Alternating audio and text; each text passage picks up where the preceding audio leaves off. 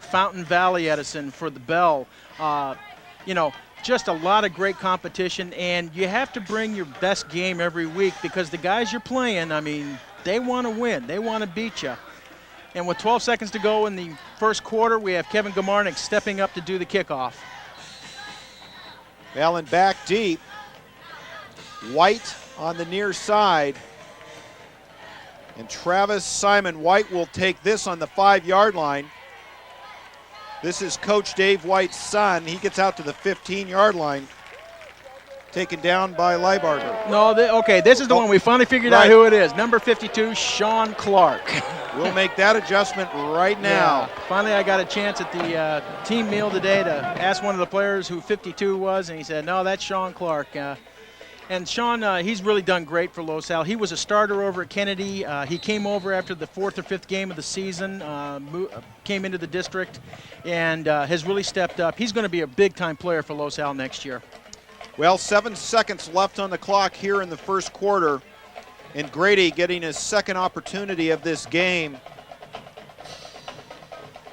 Avila gets the call. Avila finding some huge running room and tripped up just as he's turning the corner. Yeah, that looked like it was possibly number 25, DJ Dykes, who got a hand on him there in order to stop what would have been a very, very long run. Here you see they just do a basically sweep outside.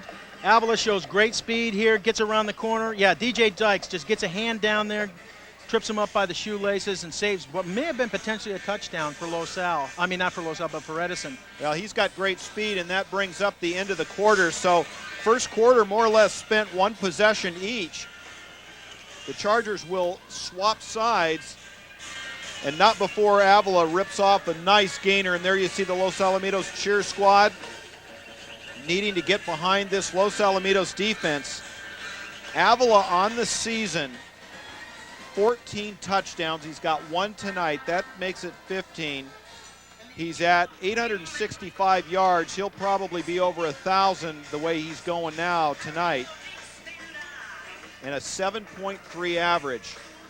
Go ahead and look at the Sunset League standing as we come into the 10th week of this 2002 season. There you see the perfect 4-0 Griffins. The one loss for the Aztecs handed to them by the Griffins. There the Chargers are 2-2. That's why this game is so important tonight. And there you have the Barons, also a team struggling this year.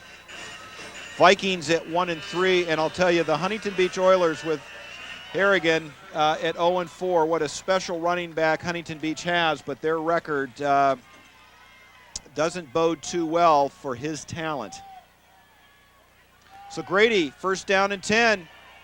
Estes putting a lot of heat, and that's picked off.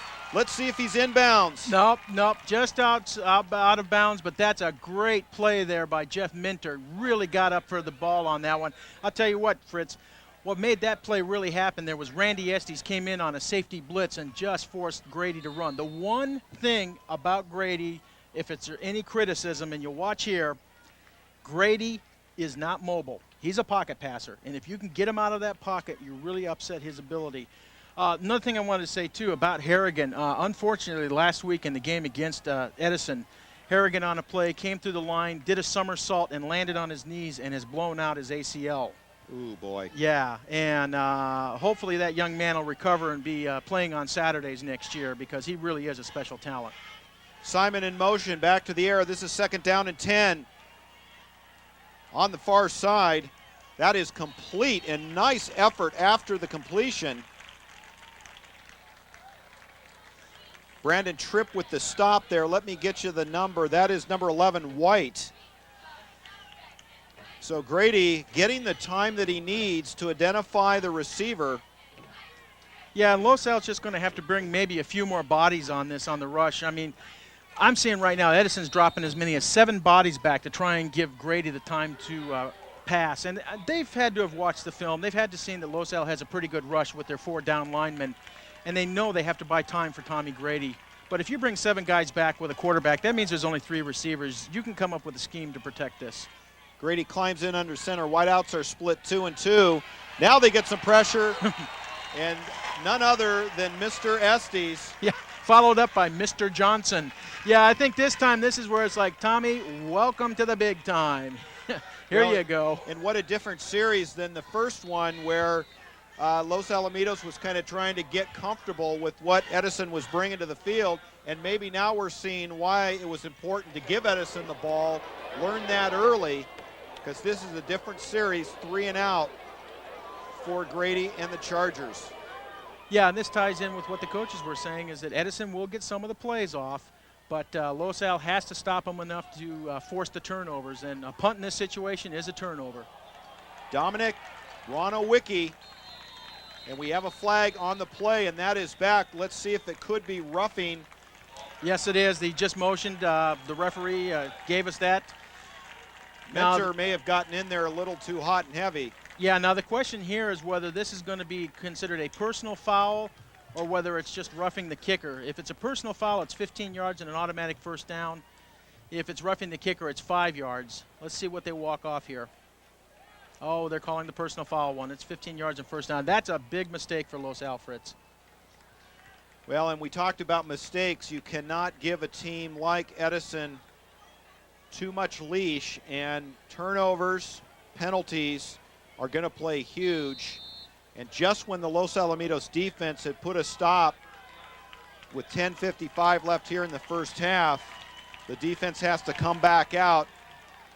Now the Chargers 4 yards from midfield.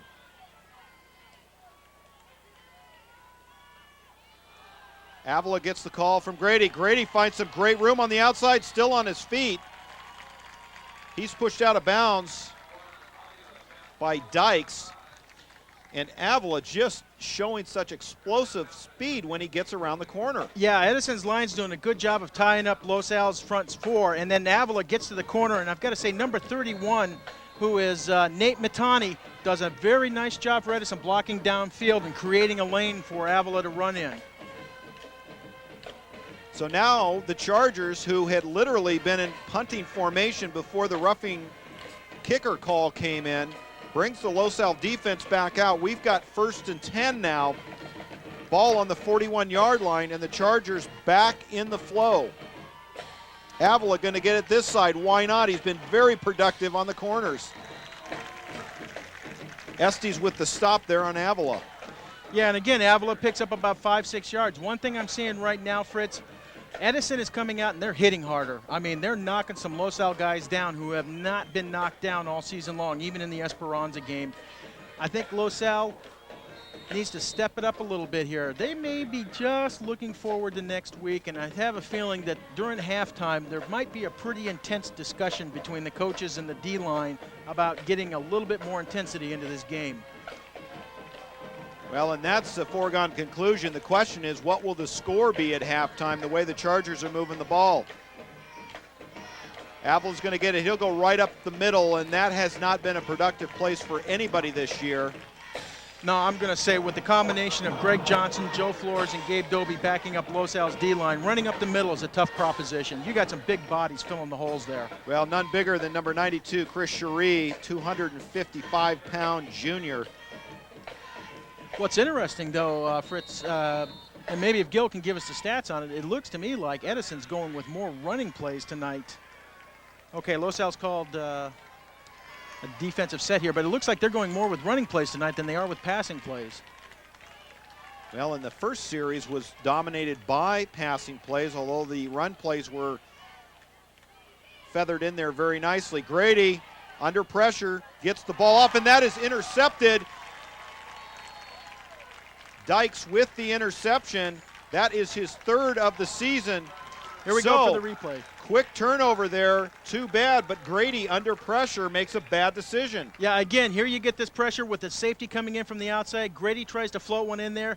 And DJ Dykes, I mean, DJ's 6'3", and he can seriously jump. I mean, he can probably get a good 9 feet up in the air, and that's what you want when you have a safety back there. Great play by DJ. You know, Los Al really missed him for the first 3 or 4 games of the season with that high ankle sprain, and they're glad to have him back and in full strength going into the playoffs. Well, we've been talking about not giving any of the Chargers an opportunity, and here we go. Tripp puts it in the air, and Los Alamitos pulling some rabbits out of the hat. Intended there was number 86 Mandis. Tyler Simon. Travis Simon there on the coverage, and Tripp. Also looks like Richie Reardon. Yeah, I have a feeling, even though this is a nice little razzle-dazzle play, and the Edison coaches have probably watched as much film of Los Al this week as Los Al has watched of Edison, and they kind of caught on to that one. Well, that will make it 2 of 5 on that play we've seen so far this year. Actually, Tripp has 2 touchdowns on that play as the Edison Chargers with Reynolds, Bubba Reynolds, comes up on the stop. Yeah, and this is a nice play by Edison here. What this is a misdirection play by Los Al. Jeff Klein looks out into the right side, into the flat area for Tripp coming off of the motion play. Pump fakes. What you're trying to do is get everybody on Edison's sides to commit, because this is one of the key receivers to Los Al. Then he flips back to the running back, flaring out of the backfield, but Edison didn't bite on that play. Well, big series for Los Al. That's 3rd and 12. Klein going in the air, overthrows Tripp, trying to find a little seam there in the coverage. So great stand there by the Chargers as Matt White had some good protection there on Tripp. So with 7:50 left here in the first half, these teams mirroring each other, each scored on their first series, and now it's become a defensive battle. Yeah, and the Edison fans are pretty excited. They're into this game, and I've got to say, Brandon Tripp did have a lane there with that skinny post, just a little bit of an overthrow. Matt White stands on his 37-yard line as Dolis gets it away. White's going to have an opportunity to return this one. Attempts to get out to the 40-yard line, but caught a couple of yards shy. Dykes with the stop. And we've got a fumble. Yeah, I thought so, Fritz. I thought I saw the ball pop out, but I wasn't sure because the referees weren't reacting all that much. One of the things that keyed me off was Coach Stinson all of a sudden went running down the sideline. Here you watch the punt. Dolis, great punt on this play. White receives the ball. Immediately there's 3 Los Al players there to cover him. Here he cuts back. You got the first one there, who is Clark on the play. And there you see a helmet goes in and the ball comes out. Great job there. In fact, that was DJ Dykes again forcing a turnover. Good job for DJ. Well, the turnover gives Los Al a chance, and Bagley capitalizing on it, going straight up the middle, and again showing how strong he is. Matt White comes in on the stop, but boy, that lower body strength of Bagley really showing itself. Yeah, Edison's not going to get away with arm tackling. And when you look at it, Edison's linebackers average 175, 185 pounds. Ryan Bagley's a 170-pound running back. It is hard to arm tackle someone when you're the same weight, and especially someone who has excellent lower body strength and keeps the legs driving like Ryan does. Ryan's going to break a big one here probably. 7:13 left in the first half. Pass is complete to Childs on the far side. Childs equally as tough to bring down with his speed. Yeah, and that was number 7, Travis Simon, covering for Edison. And again, you saw the same thing there. As much as Los Al may have some respect for Mintani and some of the Edison receivers, the same thing applies on the opposite side of the field. The Edison cornerbacks can't play Childs too tight because Jeremy can put a quick step move on him, a little bit of a fake, be behind him, and if he gets 2 steps, it's all over. All of this coming off of the Dykes fumble recovery. In fact, Dykes created that fumble and jumped on it. And Edison snuffs out Klein, who faked that handoff again. And leading the charge there was Andrew Young. Yeah, this is a nice play by Young from the linebacker. Remember earlier I talked about the 3-3 stack and how they use the linebackers just to shoot the gaps? Well, this is a case of where the 3 down linemen tie up the center, the 2 tackles, and the 2 linebackers shoot the gap. And in this case, Young was able to beat the guard on the right side and take down Jeff Klein. Well, that's 6:30 left on the clock. 3rd down and 5, all tied up here at the Vet. They're going to give it to Bagley. Bagley gets across to the 15-yard line. Nate Matani with the stop on Bagley. Yeah, and a nice play again here. This again is this guard trap where the right side guard comes across, Daniel Espinoza just does a great job on number 21. Donnie Spreeman just drives right into him, keeps driving him out of position, and creates the hole for Ryan Bagley to pick up about 5 yards. Well, Los Alamitos wants a timeout to think about it. 4th and 1, maybe a little too long for field goal, maybe not wanting to miss an opportunity down this far. John Barnes wants to talk about it with his offense. Yeah, although I got to say, Fritz, I mean, when you have the size of the line you have with Los Al right now, and Ryan Bagley's running as well as he is, I mean, don't get too tricky here. You only need a yard. While we have a break here, let's go ahead and look at the CIF top 10, and this will become very important this weekend as the bracketing is set up for the playoffs. The expectation is if Los Alamitos wins tonight, and even if they for some reason don't win, that Pauley and Los Alamitos will be in opposite brackets. But we were talking before the game, Ron, that Esperanza may have the daunting task of ending up meeting Pauley at some point before the Division I final. In fact, this is the same situation as last year where Los Al and Edison were basically the number 2 and 3 seeds coming off of the rankings, but because the CIF rule is you can't put the first and second place teams out of a league in the same side of a bracket, Los Al got the fortunate position of being on the Pauley side of the bracket and got knocked out in the semis instead of going to the finals. Esperanza's in the same situation this year. Number 3 ranked team, should not have a problem winning tonight against Marina. And unfortunately, he's going to come in and say, great, we're number 3, but we get to play as number 4, and they're going to be against Pauley sooner or later. Well, in a big game, as we may have a timeout now called, in fact, we do, Edison wasn't ready when Los Al hit the field. Why don't we put that graphic back up there, and we'll talk about some of these other teams. St. John Bosco, big game this week. Yeah, huge game tonight. In fact, St. John Bosco is playing Mater Dei at the Santa Ana Bowl. This is for the championship of the Sarah League. If Bosco wins, they will be the outright Sarah League champions. They will take the number 3 seed going into the playoffs. Mater Dei will be the number 5. They'll be in the same quarterfinal bracket as Esperanza. Again, vice versa. Mater Dei wins, they take the number 3 seed. St. John Bosco takes the number 5. Huge implications. The other thing is, too, is you saw Loyola ranked number 10. Now, here's the interesting thing. Loyola's ranked number 10 and will probably come in last in the Sarah League because of the fact that Bishop Amat, whose only win in the Sarah League was against Loyola. It's definitely a very strange situation in the Sarah League this year. Very competitive, great group of teams. Although, should Loyola beat Servite tomorrow night, then Loyola would end up in a tie for 3rd place in the Sarah League, and then Bishop Amat would be in last place. So this one's not going to be set until sometime on Saturday night when the last Sarah League team finishes up their game.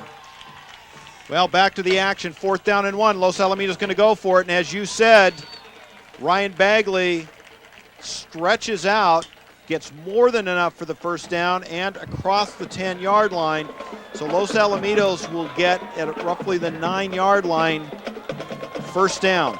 Yeah, and again, well, no, it looks like the refs have spotted about the 12-yard line. Must have had a knee down then. Yeah, he was trying to stretch out, but they said he had a knee down. But this is great, though. Again, it's on the left side of the line. They go behind Trent Steinhauser, Daniel Snyder, and Chris Orozco. And this is where the play fake came in again. 2 guys were tackling Jeff Klein, thought they had him for a loss, and then unfortunately had to look upfield and see the referee go first down. They'll go back to Bagley. He is tackled by the shoestrings. 5:32 left in the first half. Donnie Spreeman comes in. 5'11", 170-pound junior from his inside backer position. Pickup of 1 on the play. Yeah, my expectation is the next play or possibly the 3rd down play is going to be a play action fake. Edison is bringing everybody into the box right now. I mean, this is what's called 8 in the box. If you take that between the tackles, 5 yards deep, they're bringing everybody in there to try and cover and to make something happen. And here you see out to the outside, Brandon Tripp. Well covered there, as they had a lot of folks out on those receivers. Brandon Tripp ran into a whole host of them, led by Avila and Reardon. Yeah. And again, this is that isolation play that Los Al runs. But like I say, Fritz, I mean, to me, this is a great time to call that play action fake. You know, send Bagley into the line, freeze up those linebackers, force them to step up, and see if you can't get a receiver slanting across the middle and behind them. Well, it might be a good time to try it with 3rd and 8. Change of personnel. Well, now they're bringing in the jumbo backfield, but again, they may run that play action off of it. I formation. They've got Tripp. Tripp, if he would have cut to the outside, we would have had a touchdown. Yeah, oh my. This was a very nicely called play on this. I mean, as we were talking about, play action, fake Bagley into the line with the jumbo line in there. Tripp breaks out, but he cuts in before he cuts outside. And really, this is a fade play all the way. You can tell by the fact that Jeff Klein just put the ball up in the air immediately. And, you know, Brandon just may have not been communicated well which route he was supposed to run. But we're going to go now for 3. Well, Gamarnik on the year is 5 of 5. As long as a 40-yarder, he'll get his 6th opportunity. Puts it up, and that is good. So Los Alamitos, after the fumble, drives down, can't punch it in, but gets 3 to score now 10-7. Los Alamitos on top. Yeah, you have to give a lot of credit to Kevin Gamarnik. I mean, he's just been rock solid, and he's getting the ball up quick. Boy, talk about a guy who's really carrying the team right now. Ryan Bagley, 11 carries, 63 yards, averaging almost 6 yards a carry on this. Again, you know, everyone seems to think Los Al has a one-dimensional offense because we're always known as a passing team, but that's not true. Over 40% of the yardage this year has been gathered by running plays. Los Al mixes it up. They happen to be a little bit pass-dominated, but they're certainly not a one-dimensional team. Well, Edison, on the other hand, 10 rushes for 66 yards, 9 passes for 42 yards, 1 interception and 1 fumble. And I'll tell you, Edison's lucky to have just gotten away with a 3-point score there after the turnover. They can't do that too many times tonight and expect that Los Al won't make them pay for it. Yeah, your normal expectation is if Los Al forces a turnover, there's a score coming off of it. Travis Simon, Matt White back for the Chargers. That'll be taken on the 5-yard line and knocked off his feet, Travis Simon. And welcome back, Randy Estes. We missed you last week. Oh, that's a great hit. Oh, we've got to have that on the replay. That's going to go on the hit of the year when they do the highlight film. I mean, Randy Estes just comes in. This is not a misguided missile, folks. This is a heat seeker all the way. You watch him. He receives the ball here, starts to head upfield, thinks he's got a hole, and the next thing you know, he is going to just get crushed. Great play by Estes. Travis Simon, hopefully he remembers which team he's on. 4:01 left in the first half. Grady going from the big gun. Still has plenty of time back there. That is complete on the far side to Nate Matani. Flores in on the stop there, Matani. Yeah, Matani again, nice little moves after he receives the ball, although I think in that case he might have just been better off trying to head upfield, pick up 1 yard instead of dancing around and losing 1 or 2 yards off the reception. But there you see, Grady gets enough time to throw the ball. His receivers are great. What they do is they head upfield, they do a quick button hook or turn around, and they come back to him. I have a feeling because of the way the season's gone this year that the coaches have worked, especially with the receivers, to say, guys, you have to come back. You have to help Tom Grady out on these plays. Well, and at 6'7", he has a great view of the field. And I'll tell you, you give him a little bit of time and he'll find somebody open. Extremely accurate.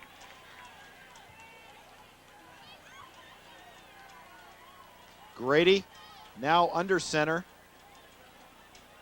Haviland's going to get the call. He's had a tremendous amount of speed, got some blocking around the corner. But Los Alamitos comes up and meets him at the turn. Yeah, Randy Estes, Brandon Tripp, Antoine Cason doing the closing on that. And that's a nice coverage by Los Al on that play. Basically on that pitch toss, what they're doing now is they're telling the cornerback what your responsibility is to seal off the outside. Don't let him get to the outside. Force him to cut back upfield. Telling both of the safeties to flow down parallel to the line of scrimmage and watch for the cutback and then make the tackle. Well, that'll bring up 2nd down and 5 for the Chargers. 2:53 in the first half. Remains on the clock. Grady goes with an I formation. Avila the back, gets the call and has a nice little bit of running room. Estes comes up for the tackle, but not before the first down and then some. So Avila, 5'10", 175-pound senior, showing tremendous amount of speed. Yeah, and he was injured earlier this year, and I'm sure he's another one of those players who wants to prove to the coaches that might be looking at him from college that he really does have the tools to be able to play at the next level up. Well, one of the interesting things we just got passed to us by our spotter is all of Grady's completions are to Matani, 6 for 6. Well, we saw Matani come off the field for one play, going both ways. He is a big key to the defense and offense. Grady across the middle to none other than Matani, and can't make it happen, but I'll tell you what, that was a very close reception there. And Matani, 4 touchdowns, 16.5-yard average, and 346 yards, but he has been everything tonight in the air. Yeah, again, Grady gets nice time to set up in the pocket, just throws behind Matani a little bit. Otherwise, that would have been another completion. I'll tell you what, Fritz, the Los Al defensive coaches have to be already planning for the second half that Matani is going to get double coverage every play, and it's going to be tight coverage. 2:06, second down and 10 for Grady. Boy, when he goes into the shotgun, there's no doubt about it. He's got a ton of room there behind his line. Grady, with a little bit of pressure, eludes it. May have Matani open, does. Touchdown saving tackle by Mentor. I'm telling you what, Nate Matani, the 6', 175-pound junior, is putting on a clinic. Yeah, he is. And again, here's the issue. Los Al puts good pressure on. They get him flushed out of the pocket here, but Tommy Grady, using his size and his presence, just throws the ball downfield to Matani. And you got to say, Jeff Minter made a nice recovery here and saved the touchdown for Los Al. They've got to double Matani. There's just no getting around it. I mean, Grady, this is beyond a trend. 7 for 7. Well, I'm sure Coach Shear is picking up on this trend. It's so obvious. Avila gets the call, and Avila with a nice pickup there. He gets down to the 6-yard line. Avila's 13th carry of the night. That'll give him near 90 yards as Chris Cherie brings down Avila. And one of the things I expect what Avila's trying to do tonight is trying to show the college coaches that might be recruiting him, he can play at the next level. I asked Coach White who on the team besides Tommy Grady is being recruited, and he really said Avila was the only one, and he was mainly being recruited by the 1AA s. That'll bring up second down for Grady. Going to give it to Avila. Avila runs into the heart of that defensive front. Michael Lee in on the stop for the Griffins. Yeah, that's a good play by Los Al there. They just filled the holes. Avila tried to cut back, but Mike Lee made a great job of snaking an arm out there and grabbing him and pulling him down. Well, if you're Edison, you've got to be looking at 7. Yeah, because you can't go for 3 here. I mean, tying Los Al in this situation, especially with as many players as they have going both ways, is not a recipe to win. Third down and 2 for Grady. Important series. We are now down at 25 seconds. The clock could be a bigger concern. And that is picked off by Los Alamitos in the end zone. Let's wait for the call. Yes, it is. Interception. Brandon Tripp. Great job by Tripp there. Well, they were going for Matt White, the 5'10", 165-pound junior. And again, we see Grady under pressure. Probably should have thrown this one away. Yeah, great pressure by Randy Estes there. And here's the issue. Grady, the only thing I've seen so far is when he gets into trouble and he goes for that downfield pass, he's floating the ball. He's not rifling it. Now, let me tell you something. You float a ball out there, you've got a 6'2" wide receiver playing DB who happens to be the second leading receiver on Los Al's side, and you have a 5'10" receiver who's 35 pounds less. It's pretty well you know who's going to win that battle.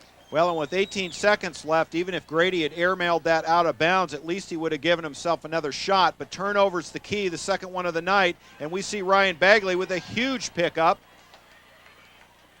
Gets more than enough for the first down, out to roughly the 35-yard line before Avila takes down Bagley. That'll leave 9 seconds on the clock before the halftime break. Yeah, and after that play, what we noticed on the field was number 38, who is Chris Bonsall for Edison. A little slow getting up. These guys are starting to get banged up a little. Klein going to put it in the air, nothing aggressive, gets it out to Tripp. Time runs out on the clock, and before you know it, we are at the halftime break. So for the Chargers, an opportunity deep in Griffin territory to put some points on the board. Grady forces the ball, intercepted by Tripp, and before you know it, the score remains 10-0. We are at the 10-7. Big time break, though, for Edison, and they're going to be thinking about that one here at the break. Yeah, especially, Fritz, when they realize they have to kick the ball off to Los Al, and you just saw Los Al ends the half with 2 big plays, one on a run, one on a pass, and they're going to be fresh. Their linemen haven't been on the field very much for the O-line. They're going to come out here, and they're going to drive on Edison after this half. Well, and there goes Coach Barnes. He's going to talk to his team about it. We told you it'd be a good one. We're going to take a break for the halftime festivities. The score, 10-7. Los Alamitos on top of the Chargers. Don't go away. Exciting second half action coming up.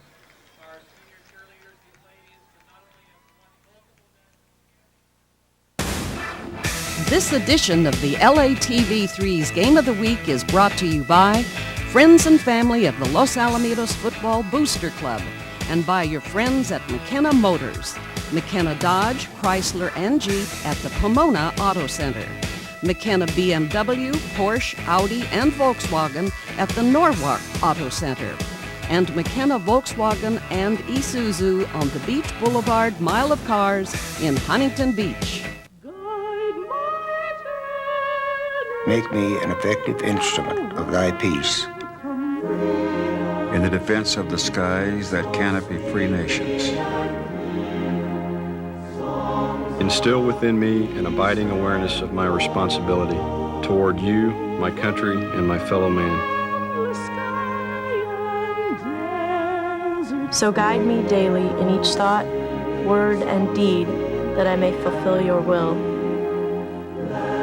For more than 50 years, there's been a place where men and women of integrity have been able to make a difference in the world. We invite you to let your voice be heard in your nation's Air Force. May these graces abide with me, my loved ones, and all those who share my country's trust.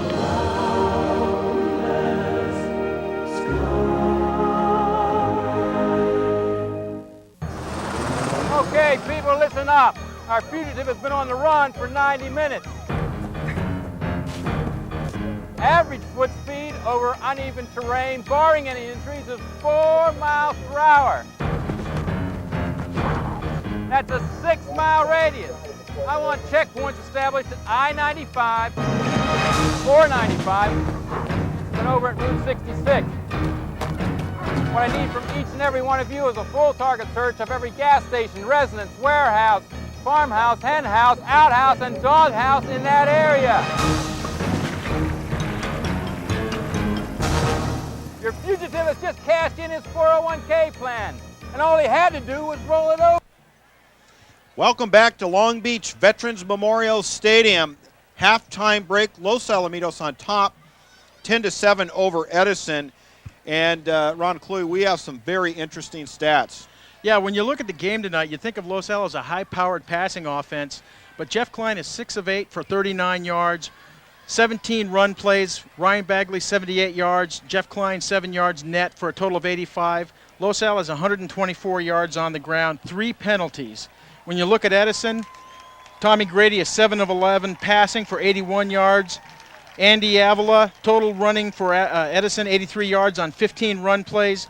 Total number of plays, 26 plays, 0 penalties, but the big hurt for Edison is 3 turnovers. And it's interesting to see, 25 plays for Los Al, 26 plays for Edison. Very evenly matched game so far, Fritz. Well, and we saw in the first series, almost the first quarter, you would say, for each team, drove the field, spectacular mixing of pass and run play, both scored immediately. Yet in the second quarter, it was more a defensive standoff. Who could hold whom? And at this point, the turnovers were the key. However, the Chargers eluded a huge point issue on the board, only giving up 3 points to their 3 turnovers. The last one coming late enough that the Griffins just didn't have enough time to score. But they can't stay in that mode and expect to have a good chance in this game. Yeah, you can't make turnovers. I mean, if you make 3 turnovers in the second half, especially with as many players going both ways for Edison, and they're going to get tired, it could end up now Los Al will put the points on the board. Back deep for the Los Alamitos Griffins, standing on their 10-yard line is Childs and Estes. Estes is going to field this one on the 17. And Estes, very dangerous, quickly gets to the outside. He has a lane. This could be a backbreaker. Randy Estes, 30. last week, welcome back, returns it from the 17-yard line. Touchdown, Los Alamitos. And just before you look the opposite way, Randy Estes puts a gap in this score. They squib it on the ground. They try to keep it away from Estes or Childs. Randy kind of plays around with it a little bit back there. And, you know, Fritz, that's kind of one of the things that's funny. When you see a receiver play around with the ball a little bit sometimes in the back area, it offsets the stride of the team coming down, and it seems to make bigger holes for him. You know, the players start to converge on him thinking they've got an easy tackle. And with a player like Randy Estes, who can go ahead and just make a quick cut, get to the outside, and head downfield, that's a backbreaker. Well, Randy Estes is a dangerous player. 6'2", 195 pounds, and he will very likely be playing on Sundays. And here we watch Estes. No gold glove for that attempt, but he picks the ball up, cuts to the outside here. Now you see he's got some blockers in front of him. Eludes a tackle there, heads upfield. You're going to watch a very nice block right down there. And then Randy's just off to the races. There's no one on Edison that can stay near him when he's in full speed. Well, and you saw him coming around the corner, such great vision of the field and looking downfield. So quickly, this becomes a 10-point spread. Los Alamitos 17, Edison 7. And you look at the key plays before the halftime break where Edison didn't punch it in, could have taken a lead into halftime, and how quickly it changes because Los Al chose to defer, gets the ball in the second half, and they took all the advantage of that. Yeah, and that has to be a momentum backbreaker because I'm sure Coach White and his coaching staff at halftime were telling their players, listen, guys, it's only 10-7. You've made mistakes. You've kept the game close. They haven't broken it open on you. Come on, let's go out there, play hard, stop them for a series. Tommy's moving the ball. Andy Avila's moving the ball. We're going to, score on this. And then what do? First play, 15 seconds off the clock, touchdown, that's it. Well, back deep for Edison, Simon and White. Simon is going to take it. Simon finding a little bit of running room before he is tripped up 26-yard line. Yeah, and it's a good thing that Los Al made the tackle there with the guys that are normally supposed to do it, because I tell you what, when kickers have to make tackles, it gets ugly. Estes in on the stop. Well, this will be gut check time for Edison. Yeah, what'll be interesting to see here, Fritz, is what coverage goes on Matani. I mean, I tell you what, if there's not a guy on the line hitting him as he's trying to come off the line, slow him up and not let him get into his passing lanes. If Los Al plays one-man coverage, and it looks like they are here, oh, this is going to be interesting. Well, Matani and Mentor are lined up on the far side. Mentor backs off just a little bit, a 4-yard cushion there. And they're going to give this one to Avila, and Avila's just buried. Oh, that's a great hit there. That was Gabe Doby. Just popped him. It's a fumble. Los Al recovers. That may have been Olmsted there, Ron. Was that Donnie Olmsted? Side. Oh, great. Great play by Donnie Olmsted. Yeah, single-digit number. Watch the replay here. This is the old single wing. Snap right to the running back. Avila tries to cut the outside. Great pop by Donnie Olmsted there. Just Avila loses the ball. Recovered by Eric Jark. I tell you what, Fritz, what I saw there, Avila didn't have the same speed he had in the first half. I think, the break at halftime, he slowed up a little bit. The bruises are catching up to him some. Well, Los Alamitos taking advantage of the halftime break. Big hit by Olmsted. Klein's going to go to the air, and they're going to just get rid of this one. Everybody covered downfield. Tripp and Childs on the far side. Yeah, you have to give credit to Edison's coverage on this one. The DBs did a great job because Jeff Klein had all the time in the world to throw there. I mean, his O-line did a great job blocking for him. It wasn't like he was pressured. But Jeff did the smart thing here. you don't want to turn the ball back over after you've had just 2 big momentum breakers like this. You want to keep control. In fact, I think if Los Al walks away with this from a field goal, they'll be really happy on this one. 11:26 here in the third quarter. They're going to do the quick fake to Bagley right across the middle. Climbing the ladder is Tripp. Can't pull it in, and he is mad at himself. He was all over that one. Of course, that ball thrown right into the heart of that secondary of the Chargers. Yeah, but that's a great throw by Jeff Klein there. I mean, he puts it up high. Brandon Tripp goes up, uses his height and his athletic ability to go up for the ball, and just something you don't see happen very often. Brandon Tripp with the ball hitting him in the hands, just doesn't pull it down for the catch. Very rare to see. Well, that'll bring up 3rd and 10.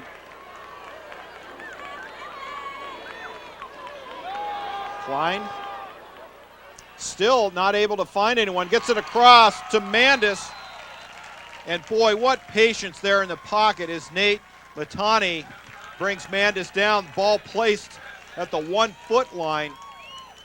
Yeah, I'm going to give Jeff Klein, boy, all the credit in the world for that play because they did a good job of coverage.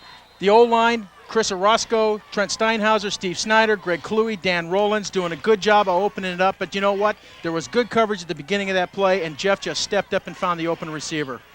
Jumbo backfield. Klein's going to do it on his own. Should have enough. Let's wait for the call. Appears to be in the end zone. The question is, looks like they're going to mark that now. I'll tell you, that nose is maybe a finger away. Yeah, I'd like to see that on the replay because I think Jeff got in on the first surge and then they pushed him back afterwards, and I'm not sure that the line judge picked up that. Let's see if we were able to get a good angle on this. There you see, yeah, it looks like he gets an initial surge, but that's why it's called close. Okay, this time he's in. Carbon copy maybe goes from the right to the left this time. Yeah, you know, you think about it. When you put that jumbo package in there, you already have an O-line that averages 250 pounds, and now you bring in Daniel Espinoza at 295, so you're just upping it again by about another 10 pounds per man. And then you have a 235-pound linebacker who plays fullback and opens a hole for somebody. It's just not fun for the guys on the other side. Well, snap back, ball down. Gamarnik punches it through. So before you can even get back in your seat, Los Alamitos broadening the lead in this game, getting away from Edison 25-7. And it appears at this point the tale of two halves. Yeah, Fritz, here we are. Yeah, 24 just changed. Yeah, Fritz, here we are. We're talking about, at halftime, boy, how this is a close game. Los Al's got to be careful. Don't let Edison stay in the game. And in the space of a minute and a half, it's been blown open. Los Al has just capitalized on opportunities here. Well, and the turnovers were key. We looked at the first half, 3 turnovers there, and we said the Chargers could not afford to put the ball on the ground. Of course, what a return by Randy Estes to get things going, and then the fumble goes in for a score. So there you have it, 24-7. Yeah, one of the things, while we got a little bit of a break here, and I'm going to talk while I try to find it in the book. Kevin Gamarnik has been very slowly creeping up on a long-time record in Orange County. Because he's been a kicker for 3 years now, he has 115 PATs as of this point. And the leader in the county with 125 is a former Los Al player. And I'm trying to find who he is here. It's listed as one of the stats in the book, and I'll get back to it. But this would be a huge accomplishment for Kevin if he manages to make this happen. Well, Matt White watches that one scoot by him, so Edison avoids the ability to return. That'll bring the ball out to the 20-yard line. Yeah, it's Jeff Colassa, who has this. Actually, it's a CIF record.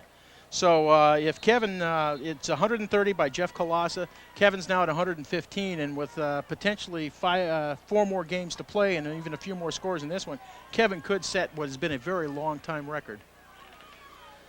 Grady going to go with the long pitch, and that goes nowhere. Boy, pitches that out to Matani, and Eric Jark comes in and spoils that party. Yeah, this is a great play by Eric Jark, and I'm not so sure this wasn't going to be a flea flicker play with a pitch back to Grady. Here you see the long pitch there. Now you see him start to try and cut back a little bit, And Jark just comes in great, does a good job of speed rushing through. And but I tell you, Grady was starting to set up. Yeah, something else was going on with that play. 9:44 here in the third quarter.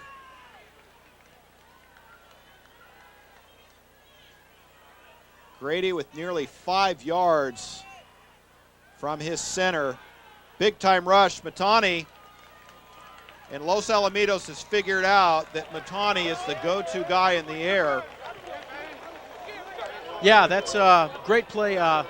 Edison trying to run a slip screen, and you don't run a slip screen very well on Los Alamitos. They probably only see that 30 or 40 times a week in practice because the first string is practicing it all the time since it's a patented Los Al play. But again, Los Al's defensive linemen, defensive secondary linebackers, great job now of just accelerating to the ball. I mean, pretty much if you know Matani's going to get the ball, you can lay off some of the other guys and you can over cover. Well, Simon, number 7, the other receiver. White, number 11. Haven't seen much activity tonight. And a huge rush. Ball in forward motion, and Grady is down. Now they may have celebration. I'm not sure unless that was a personal foul that I didn't see, but Grady took a lick. Yeah, great hit by Randy Estes on Grady. Now, the thing what we need to do is if we got the replay, if a wide-angle play, we got to see who hit who. Well, and I may have been premature in saying celebration, but there were a lot of kids jumping. Personal foul on Los Alamitos. Now, it's nothing to do here. This is a clean hit. It's something right here where in the middle of the field we're watching. Someone's going to turn and do something. Right there. Oh, that's just silly. Yeah, that's number 98, Mike Lee. I'll tell you what, sometimes when you get the linemen going at each other, they do trade words, and they're not very gentle words. And I have a feeling someone on the Edison side may have said something that Mike took great umbrage to. Well, and we maybe didn't see what happened before the camera hit them, or came into focus, but Grady got popped. Yeah, I think Grady and Matani and Tyler or Travis Simon are all going to sit there and go, what's the number of that truck again? Well, back deep for Los Alamitos is Brandon Tripp.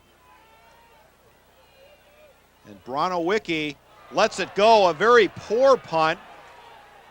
And it actually takes a Griffin bounce. Huge Griffin bounce. Diving on it is Reardon. Okay, Los Al, 4 penalties, 37 yards. The thing that's disturbing about this, we've had 2 personal fouls, one roughing the kicker and there a reaction play. This is the end of the regular season. You're coming in the playoffs. Tempers are just going to get a little bit hotter. They're going to be going at it a little bit harder. You got to get yourselves under control because you're not going to win in the playoffs unless you play disciplined. Well, in Los Alamitos this year, and you hear the discussion about it probably more so now that this lead is widening, expecting to go deep in the playoffs as Bagley gets the handoff. Nice open field tackle by Reardon. Called Reardon's name quite a bit tonight, number 9. Yeah, Ryan Bagley with a great cutback. And, Ryan's showing great vision out there because he's coming into the line. He's seeing the holes filled. He's cutting back to the open area. And Reardon for Edison really did an excellent job on that open field tackle because had Ryan got around him, that might have been 6. Well, clock continues to run, 24-7. We are now under 8 minutes here in the third quarter. Klein from the shotgun. Going to go screen, looking to Tripp. Nice look off there. Gets it out now to Childs, and just off the fingertips of Childs. But great setup there, faking the screen to Brandon. Yeah, that was an excellent play. And, boy, I tell you, that was a pretty throw out there. He threw it into the right spot. I think Jeremy probably just maybe misjudged just a little bit as to how much distance that Jeff had on the ball there. And he easily could have had a couple extra steps on that. One of the things right now I think, you need to watch here is that how well Los Al's O-line is protecting Jeff Klein at this point. Third down and 4 for the Griffins. Klein going to the air across the middle there. Brandon Tripp, the intended receiver, and just a little too long for Tripp. He's had trouble across the middle tonight. Yeah, that's a great skinny post route by Brandon Tripp. I mean, he was wide open. There was nobody within 3-4 yards of him. And Jeff just not as accurate tonight. I mean, it's kind of funny. Last week, he couldn't miss. You know, he was hitting everything that was out there. Tonight it's a different week. Well, it looks like Coach Barnes is going to leave the offense on the field and pick. Well, now they're going to call timeout, so maybe they're going to think about it, but they are certainly lining up like this 4th and 4. It's going to be a down that they're not going to punt it away. No, with the ball on the 34-yard line, you know, the odds are almost as high that you're going to put the ball in the end zone. It's going to come back out to the 20-yard line, so you're only giving up 14 yards if you don't make the first down. Talking about these quarterbacks all night, let's go ahead and take a look at how the Sunset League shakes down as far as the quarterbacks. And there you have Grady, 12 touchdowns, 5 interceptions, but very impressive on the yardage. You got Taloa with Esperanza there, and then Klein. Yet Klein is in 3rd position with a lot of shared time in the first half of the season. And still in 6th place, Justin Elway. We got to figure out which team in the Sunset League just does not throw the ball. Well, we know who it is, yeah. Huntington Beach. Yeah.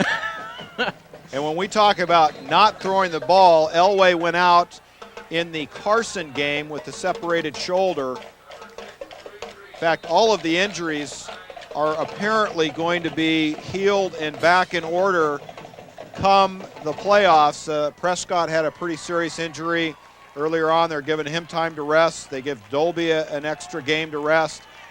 So Los Alamitos getting healthy at a good time in the year. They're going to go back across the middle, and this time Brandon does reel it in. They only needed 4. Spreeman with the tackle, and boy, that was right on the money. Yeah, and I tell you what, that's great coaching by Coach Barnes. He says, you know what, Jeff, you missed it on the last time. Run the same play. Just hit the guy this time. You know, what a confidence builder for Jeff, and especially getting ready to head into the playoffs. And Brandon Tripp just runs great routes. I mean, in fact, you have to say all of the Los Al receivers. One of the things that they do very well, and this is a tribute to Coach Mack, is they run great routes. Going to give it to Bagley. Bagley dancing across the 10-yard line. Picks up an extra 2 just with his own abilities. Andrew Young takes Bagley down. Yeah, and again, Ryan Bagley, great second effort. I mean, it looks like he's going to be wrapped up in the backfield. He eludes a tackle. Then it looks like he's going to be wrapped up at the line of scrimmage. He eludes another tackle. Then 2 yards downfield, eludes another tackle. I mean, he's really running fantastic out there. Well, 779 yards before tonight's game, a 6.5-yard average, leading the Griffins in scoring with 9 touchdowns. And then in the air has caught 6 balls. As we see Bagley go in again.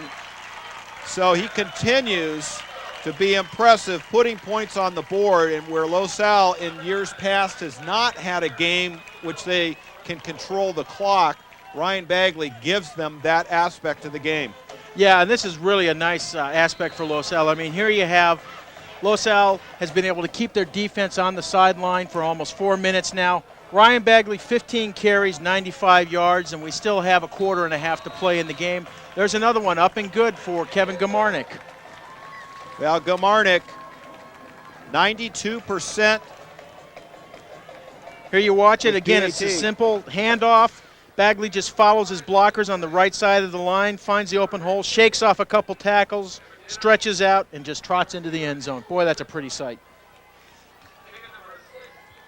Now that leaves 6:39 here. The score, 31-7. Yeah, I mean, I think probably anybody who's following this game on the internet or whatever, asking someone to give them phone calls or something, probably thought at halftime, ha ha ha, Edison's got Los Al now. And I mean, 6 minutes later, it's like, what happened? There's the Griffins. Yeah, I think the mascots for the Griffins, I mean, they've got to be chosen because they are some of the stranger people on campus. Well, I'll tell you what, they keep this up, they'll be on ESPN. Seems like mascots get a lot of coverage on ESPN. Is it 32? Let's see, it was 24. No, it should be 31 because it was 24. Scoreboard's got it wrong somehow or another. Well, in the scoreboard, I can't tell what that number is. Few light bulbs mislit there. Well, the Edison Chargers are going to get another shot at it. That one taken by White. White's going to come to the near side and cut it back inside. Nevertheless, the outcome is the same. Ball out to the 11-yard line. Yeah, and I tell you, this is great coverage by Los Al special teams. Brad Mandis, just downfield. But what you saw was a bunch of guys coming downfield hard. And when you see that kind of intensity, and you know something, this is what's been different this year that I've seen than maybe from last year and the years before. You've got everybody involved. I mean, the special teams this year, they've taken it as a mission to make sure that nobody does a return on them, and they're doing a great job the whole year. Well, and we have seen in years past with excellent talent players, special teams have suffered over the years, but they are looking sharp this year. Grady, none other than the guy we've been calling all night, Mitani, and Donnie Olmstead with a nice tackle there. That's a good play by Edison. Isolate Mitani on a linebacker. Really a linebacker in that situation, he has to play off. I mean, if he tries to play tight, Mitani will be around him. Well, and we already saw how effective he was in the open field. Very tough guy to bring down. Yeah, he's got a nice couple of steps as soon as he receives the ball. In fact, he kind of reminds me of Keenan Howery. Keenan would give that kind of little shake and wiggle, and all of a sudden turn what looked like a sure tackle after reception into a long yardage gain. So Grady from the shotgun.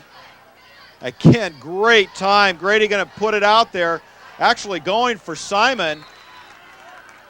And I'll tell you, Grady's been very accurate with the short stuff, but Simon, well covered, could not reel it in. Minter. Yeah, great coverage by Jeff Minter on that play. Got himself into position, went up at the ball at the same time, and one of the things is that both the receiver and the DB have the right to fight for the ball, and I've got to say, other than the coverage on Mitani, Los Al is just like a blanket on top of the Edison receivers here. Now Grady discussing things with their offensive coordinator. Grady was expecting so much more than this season has turned out to be. Going to the Division I finals as a junior. This year, as the score sits now, going to be sitting at home for the playoffs. Grady crossed the middle. Now they get it out to White. So finally they get some other wide receiver personnel into the mix. Gabe Doby takes down White. Along with Randy Estes. And this is just a nice little play. You run the receiver up on about a 10-yard square pattern. He cuts across. And what he does is basically Los Al is playing a little bit of cover two now, where they're bringing the cornerbacks to play man-on-man on the wide receivers, leave the safeties back to cover for any of the zone play. And so you cut underneath, just under the zone. And I'll tell you what, at 6'6", 6'7", Tommy Grady sees the whole field. Oh, absolutely. He'd probably have a pretty good view of it up from his knees. 1st and 10 for the Chargers. Get it out to White. And Mitani almost could be used as a decoy, as he has been so productive tonight. Yeah, and I wouldn't be surprised to see that Edison uses Mitani as a decoy here. White does a nice job receiving. Gabe Doby on the play. About 3 or 4 other Griffins come in on it. I've got to say, you got to give White credit. I mean, here he's watching these guys coming in hard at him, and he's still digging and trying to pick up that extra couple of yards. Under 4.5 minutes here in the third quarter. One thing I got to say, Fritz, you can definitely tell who Mitani is out there. I mean, his jersey is almost black. Well, he has been their go-to guy in the air, and not bad on defense either. Grady, again, getting other personnel involved. That is complete. Gabe Doby on the tackle there, along with Brandon Tripp. Tommy Grady just doing a nice job.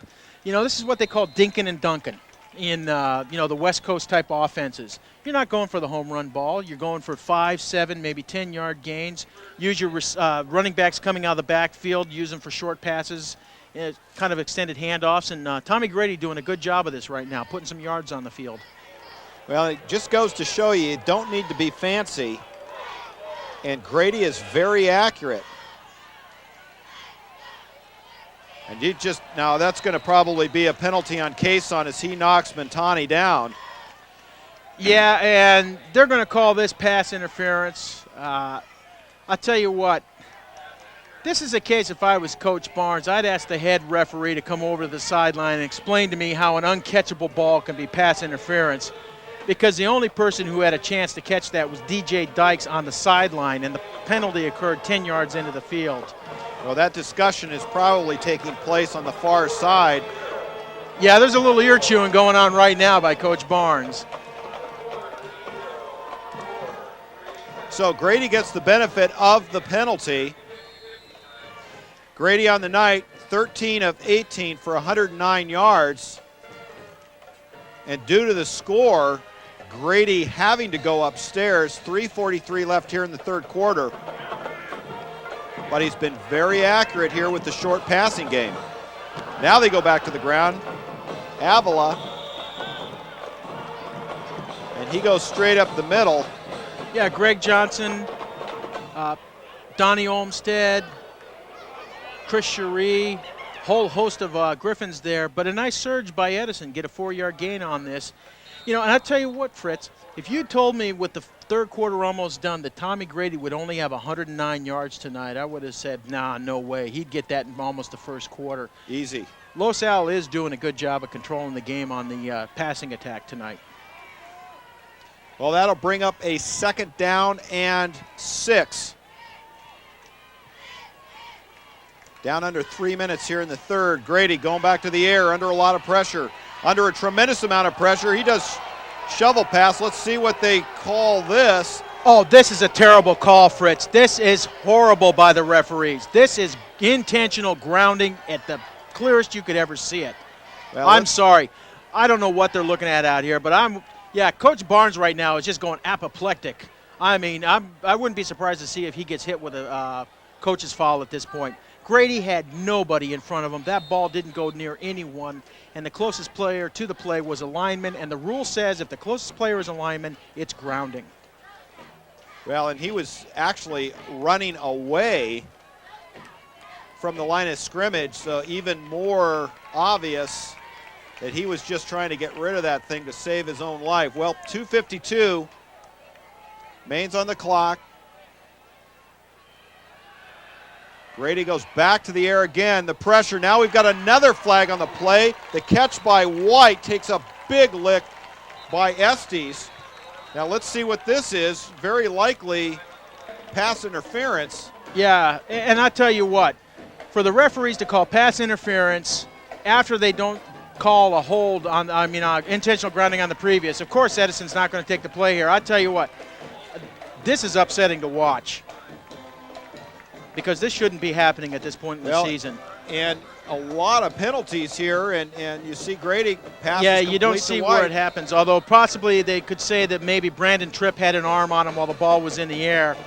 Randy Estes, again, delivers another hammer hit, and it's just, I tell you, this is a game film he wants to send to a lot of colleges. Not that there isn't just about everybody in the U.S. looking at him right now. Now clock continues to run. Grady, 1st and 10. Can't find anybody, flushed out of the pocket, and as you said earlier, Ron, he doesn't look too good tucking it under and going. No, this is the one criticism of Tommy Grady. Nice job by Chris Cherie, but I tell you, you got to give credit to the secondary. They provided the coverage.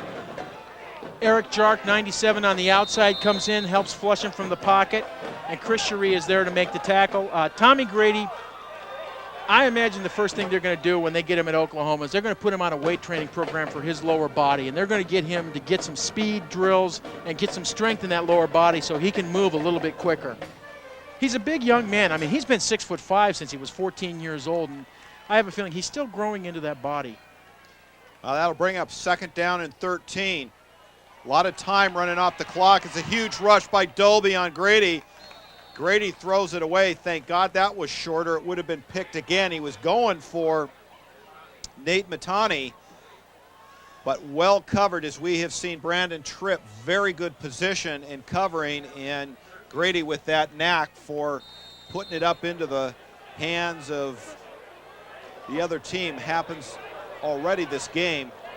Yeah, in fact, one of the things, when you look at it, although Los Al's only had 2 sacks on Tommy Grady tonight, there's probably 6 or 7 hurry-ups. Yep. And they're just putting intense pressure on him. And in fact, if you were Tommy Grady and you were on an airplane right now, you say you're reaching for the ripcord because you are bailing out on many opportunities.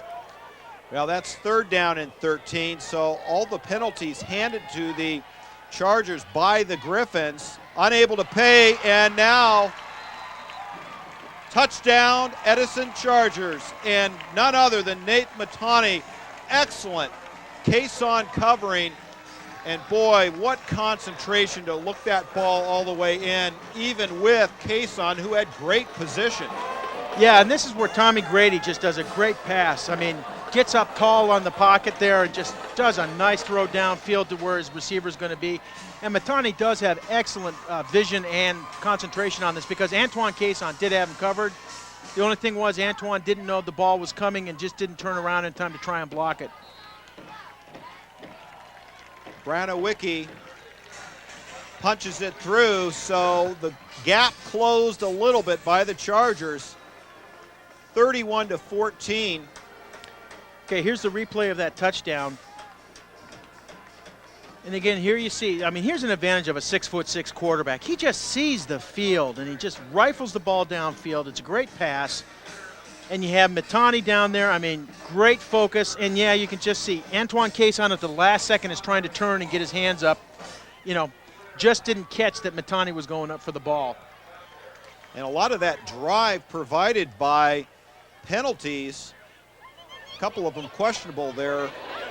Yeah, I tell you what, that's huge if that they did not call the grounding of the ball on that one, because that would have been a loss of down, and that might have forced Edison into a situation where they would have had to punt the ball.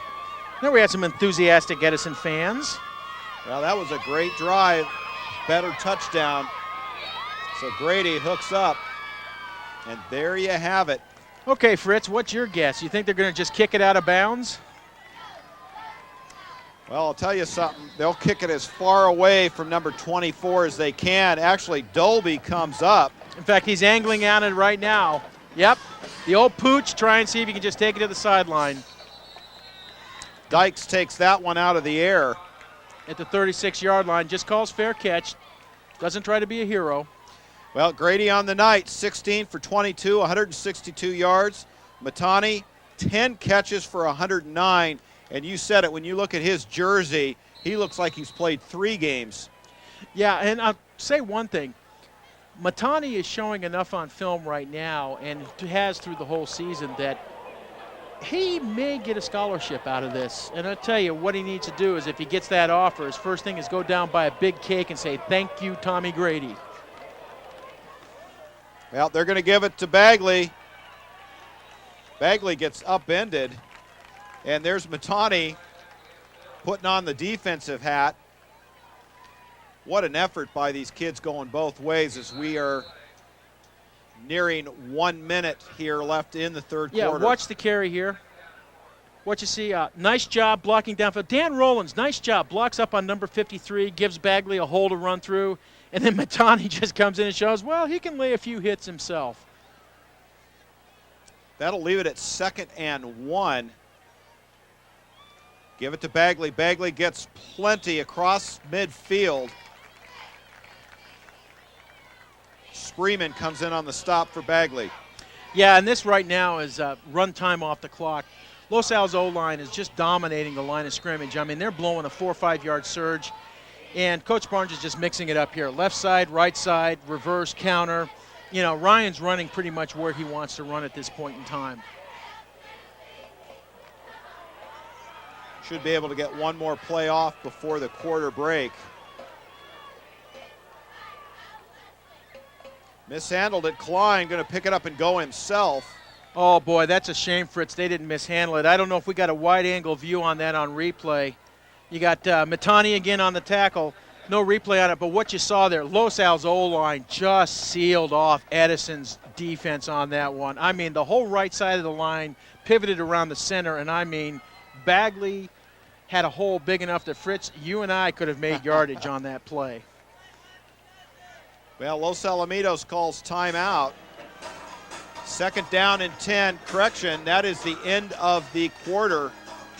So with the score 31-14, Los Alamitos with a comfortable lead and looking to run time off the clock with 2nd down 10.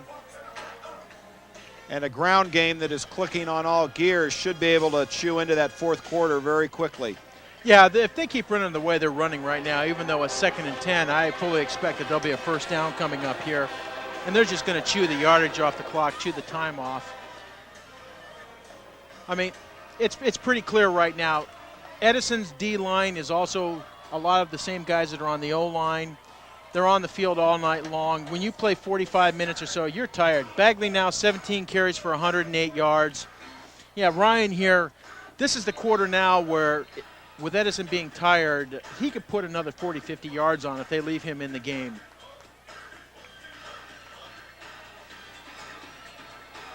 So far on the season, Los Alamitos has put up a total of 291 points prior to tonight.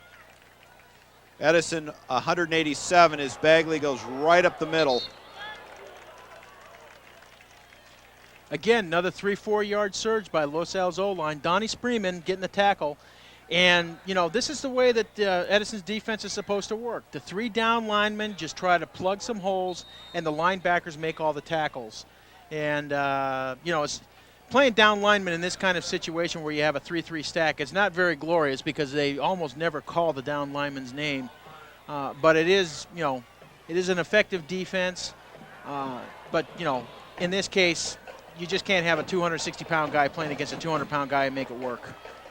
Klein, rarely does he not find someone open. He's going to run it himself, and if you're Coach Barnes, might be enough for the first down. The last thing you want to see is your star quarterback getting popped. Strauss with the stop on Klein. Yeah, this is going to be close, but it looks like it's probably about a half a yard short. They may measure this. Yeah, they are. They're going to call for measurement. Yeah, you've got to say right now, because I was watching during the pregame warm-ups that Justin Elway wasn't throwing the ball at all. And even last week he threw a little bit. When I talked to his family the other night, they said the shoulder's still a little sore. He's probably a couple weeks away from coming back and being able to play. And Coach Barnes was pretty clear about it before the game tonight. He said pretty much, should Jeff Klein go down in this game, most probably they would bring in Jim Barnes and just run the ball from that point forward, because really you don't want to have your co-first-string quarterback who's coming back from an injury go in and potentially get injured again, and now you lose him for the whole season. And especially if you're up 31-17 or 31-14 at this point. Well, and if you're Los Alamitos, the playoffs now very much in focus with 11-11 left here in this contest and in this season for Edison. The injuries that hit the Griffins so hard in the opening week of league play, slowly these players have been getting back and are healthy, and Los Alamitos is peaking at a good time as Klein. He gets the first down. Nice quarterback sneak there. Goes on the right side behind number 62 and gets the first down there. Gets about a yard and a half. Again, you have the In-N-Out Burger, 4x4 line in there. These are the big boys. Well, I'll tell you something. Klein was holding his head almost like he got dinged a little bit. Yeah, he may have taken a little pop there.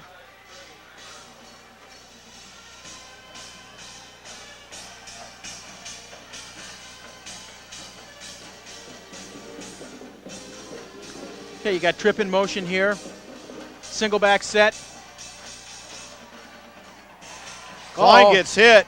Oh, and caught by Childs. That's incredible.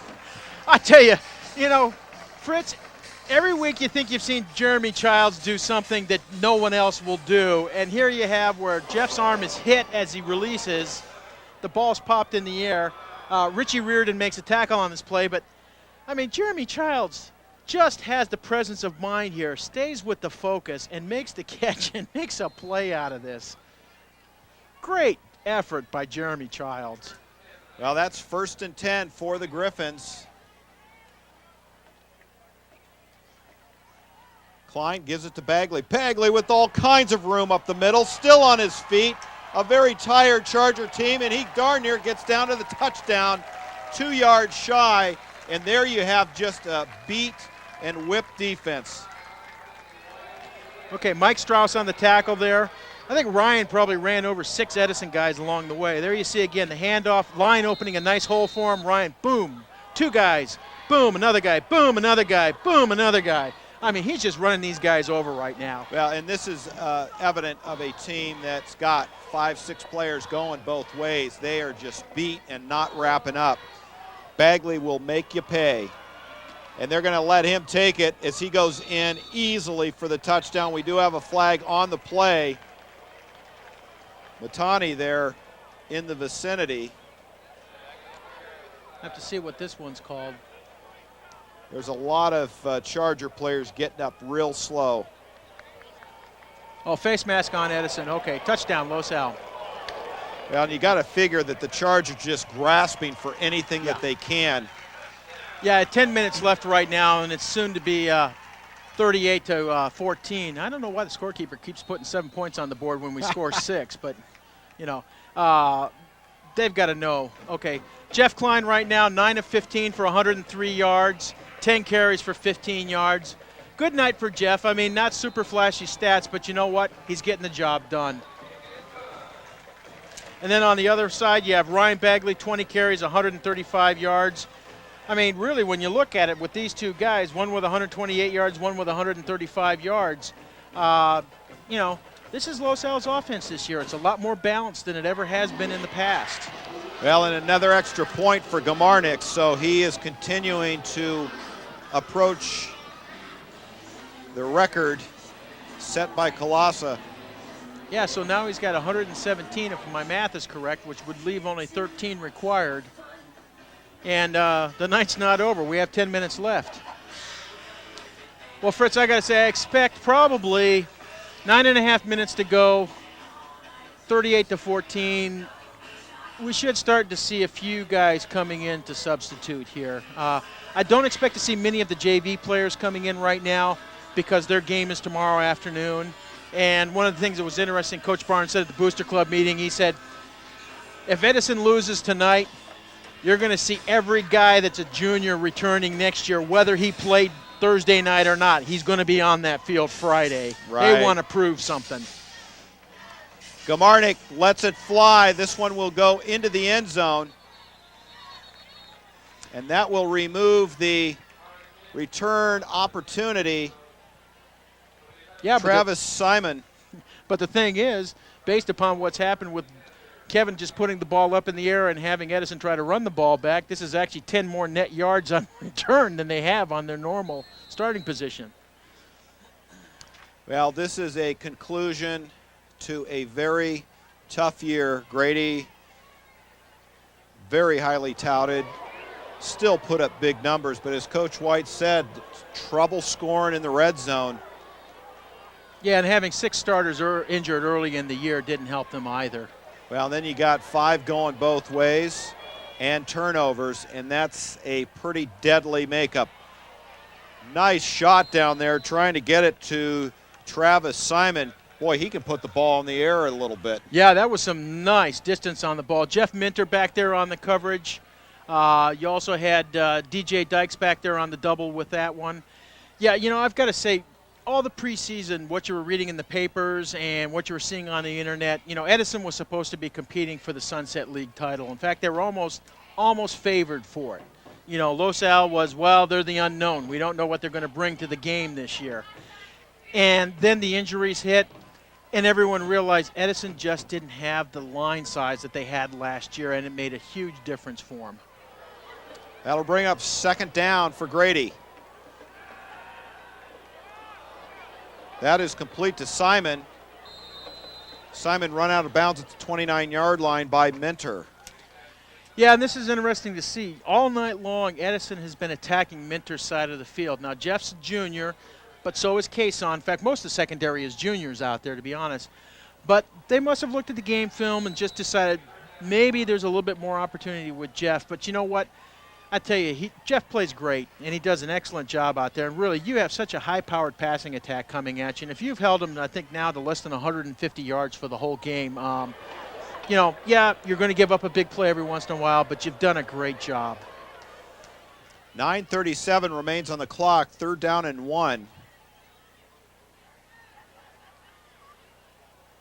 Grady steps in, Avila gets the ball and just hammered as he comes through the line.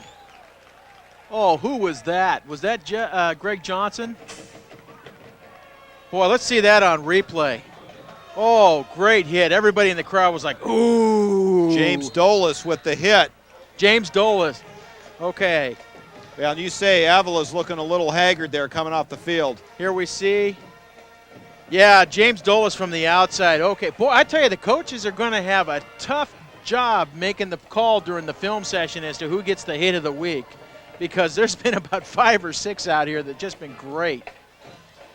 Now Estes has been in on a few of them. New player checks in, number 21, Spreeman with the run. Doby with the stop. Yeah, and Edison pretty much right now saying, you know what, season's over, 4th and 1, what the heck, let's go for it. You know, we're playing for our pride out here. We want to show that we've still got heart, and they do. They're playing hard. These guys aren't giving up at all, and you have to respect that. Now Donnie Spreeman comes from his inside linebacker position, number 21, to take the ball. And Avila could be dinged a bit. He was coming off the field a little bit under the weather. Grady steps up in the pocket, and there you just see his inability to get away from a defender. Yeah, I mean, Tommy Grady had probably 10 yards open in front of him. James Dolis comes in from the outside and makes the tackle from behind. I mean, Grady, if he gets 2 steps there, he's got a first down and just doesn't have the speed. Like I say, that's something that they'll work on as soon as he gets there to Oklahoma.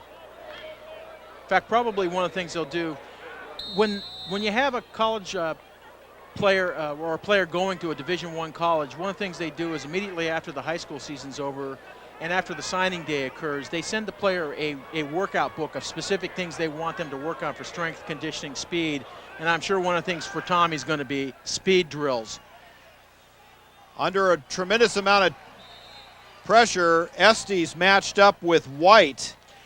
Yeah, and Randy Estes just does a great job of getting to the inside here, and I'm sure Randy's trying to figure out, well, come on, ref, throw the flags both ways. If you're going to call us for defensive holding, how about calling them for offensive pass interference? I'll tell you what, Estes is always around the ball wherever it is. Olmsted checks out as Tripp comes in.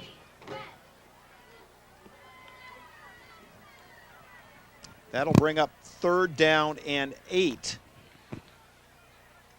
Yeah, and you have to say the whole LoSal defense has had a great night tonight. I mean, just played superb. This is a high-powered offense for Edison, and they've shut them down. So Grady goes from the gun. Avila's checked out. Grady going back to the air. Plenty of room there as Simon reels that in. Yeah, Brandon Tripp playing on him on that play.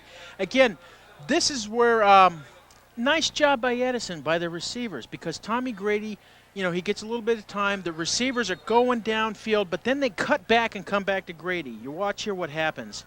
Here he receives the ball, standing up big and tall in the pocket again. Boy, that's an advantage.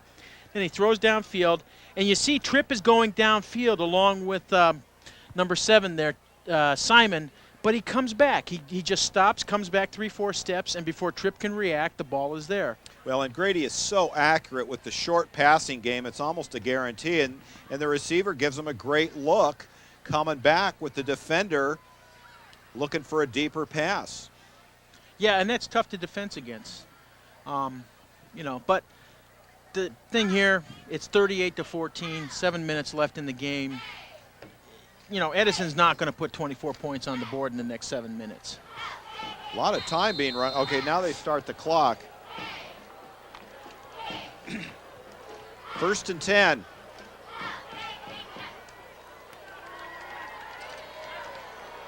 Bonsall and Spreeman in the backfield. Big time rush. Mike Lee on the outside again. Great job. I mean, he's just bull rushing that tackle that's across from him. I mean, the guy can't stay with Mike. Tommy Grady, it's coming from his backside. You know, he just never sees Mike coming at him. John Simpson on the far side, 6'3", 260. Yeah, he's the one big guy they have on their line. I think the unfortunate thing is he's also the one slow guy they have on their line because Mike's been doing a good job of getting around him all night and applying pressure from that outside position. That'll bring up 2nd down and 10 for Grady. Avila checks back in. Good to see him back. Concerned he may have been injured. Pass is complete. Get your number here momentarily.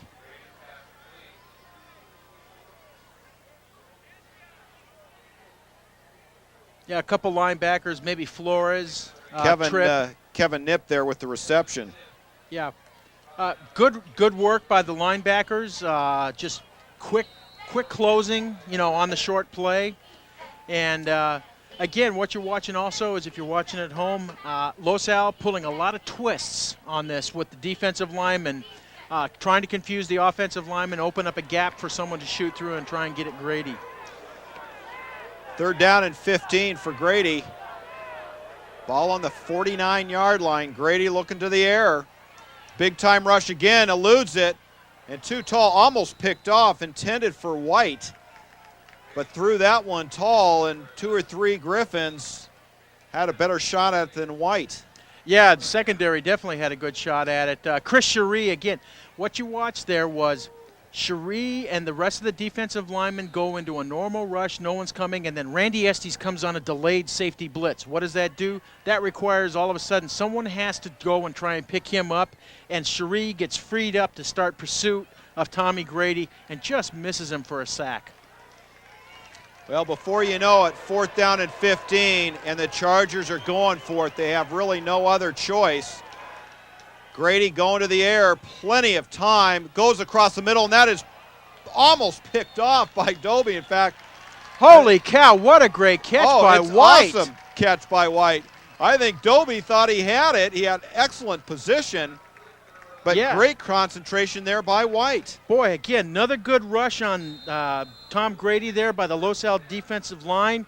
Then he looks downfield, just fires that ball. Gabe Doby, perfect position, gets a hand on it, and then just White, great concentration, comes down with the ball. That is an excellent play.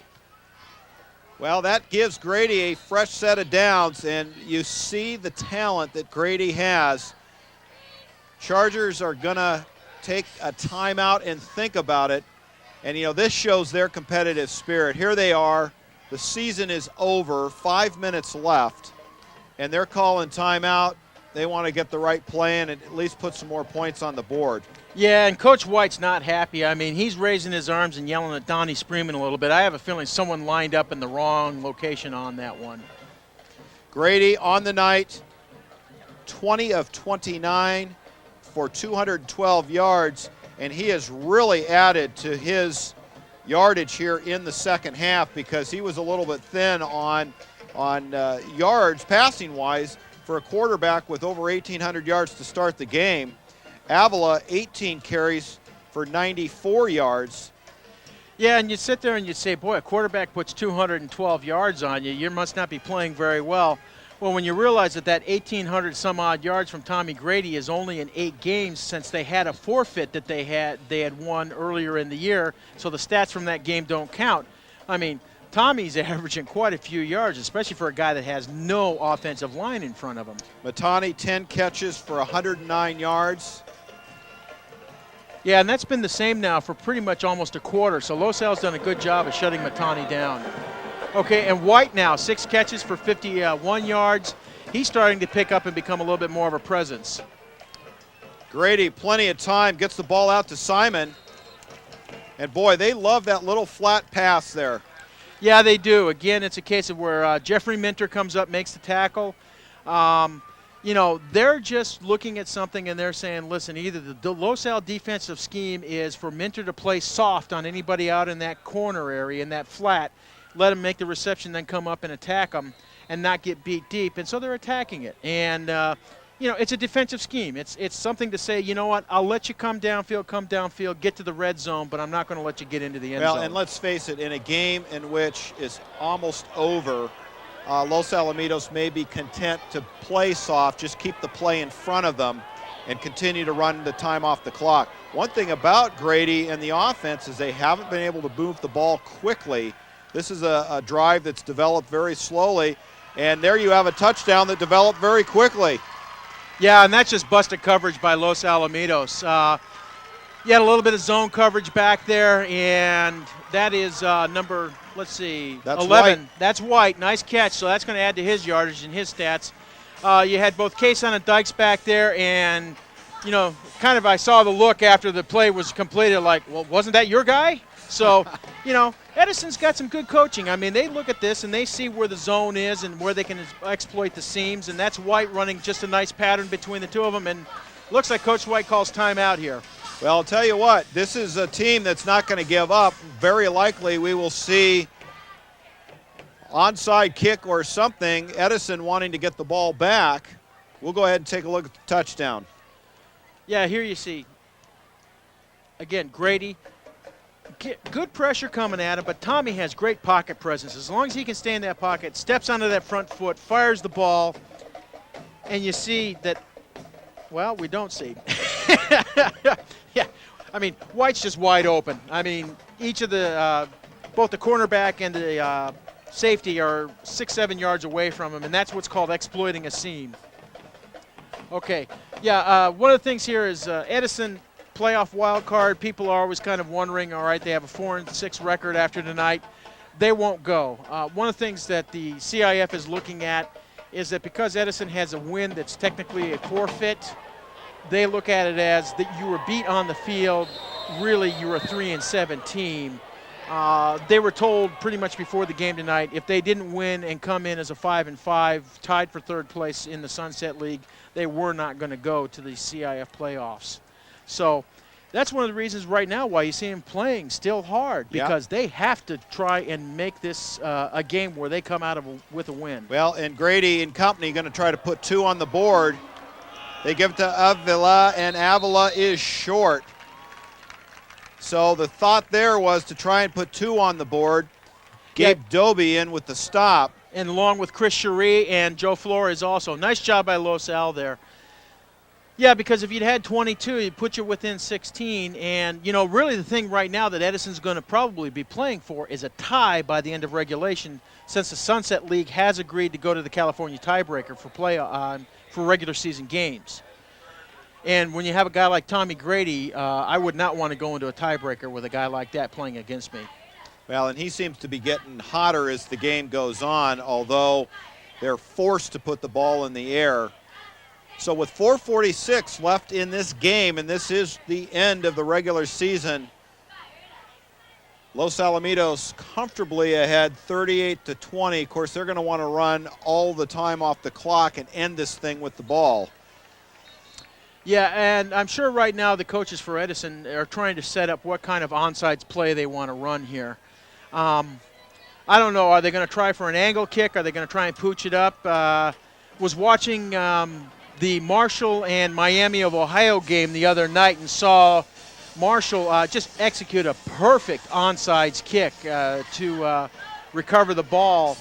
But again, they had the advantage of playing on an AstroTurf type surface where the ball will take some more controlled bounces and your kicker knows what he's able to do with it. Okay, well, they're set up right now. This is obviously an onside formation.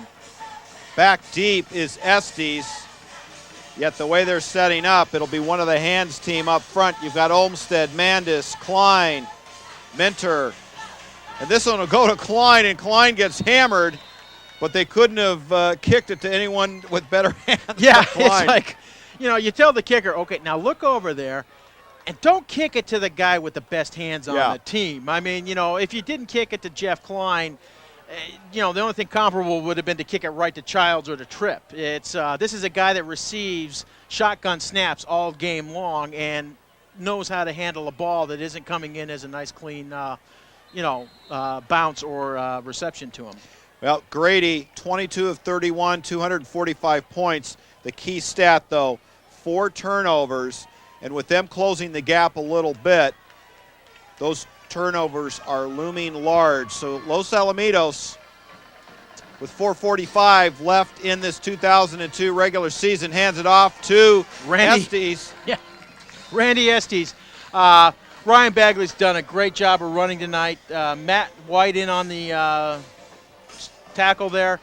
And what you're seeing right now, Los Al pretty much still keeping the offensive line starting team in there, provide some yardage, but they're bringing Estes in, give Bagley a rest. You know, he deserves it. I mean, he's done a great job, and, you know, you're going to have Estes speed here. I wouldn't be surprised to see a touchdown. Well, and he is so fast out of the backfield, and there he goes right there. Incredible. Okay. Absolutely incredible. Yeah. No, folks, I'm not going out and buying lotto tickets because I'm not that prescient on this. It's just when you see a guy with that kind of speed come in and an O-line that can control the line of scrimmage like that, it's a foregone conclusion, not if he's going to score, when he's going to score. Well, that just put it out of reach. So any plans that Edison had to put a stop on the Griffins and get the ball back quickly just went out the window, and Randy Estes, who broke their back to start the third quarter with a run back, gives Gamarnik another opportunity to close the gap on the record. That kick is good, and we have a 45-20 game, and Edison will have another opportunity, so Grady will have a chance to add to some pretty impressive stats this year. Yeah, it'll be interesting to see what team comes out for Los Al after this kickoff here, because I have a funny feeling if Edison brings their first string back on the field, Coach Barnes is going to match him with his first string. You know, he's not going to give up a cheap touchdown here. Okay, here we have the play. Again, it's the same thing. Handoff to the running back. Boy, Orozco does a great job of pulling across the line, blowing open a hole, and Estes is just into the backfield with way too much speed. No one was going to catch him. And one thing I'll say, Fritz, is that I think you're seeing Estes only come in late in the game like this. And when you got a game like this, most of the opposing team coaches that are scouting you have already left. So, you know, Coach Barnes may use Randy a little bit more during the playoff games.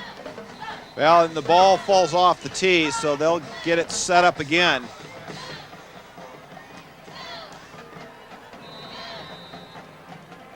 (45-20), and the Vets showing a little sign of wear and tear on that field. We noticed it before the game as Gamarnik puts that one into the end zone. You've had 10 weeks of football, 2 games generally a week, college on Saturday, and this is a very nicely manicured field, but it's getting a little brown right down in the center. Yeah, but give all the credit in the world to the Long Beach City College or Long Beach City groundskeepers who take care of this field.